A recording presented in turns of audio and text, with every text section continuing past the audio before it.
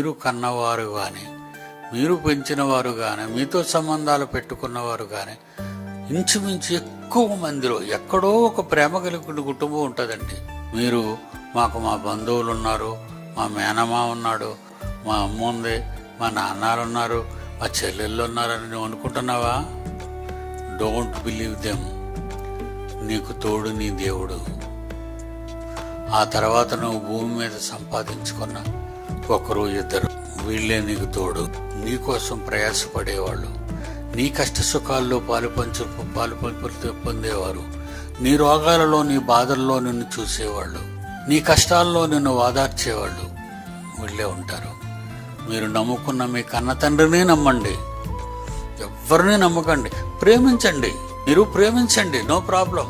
ఎంత ప్రేమిస్తారో వాళ్ళు ప్రేమించకపోయినా మీరు ప్రేమించకూడదని నేను అంటలేదు. వాళ్ళని మీరు ఎక్కువగా ప్రేమించండి, కానీ నమ్మకండి.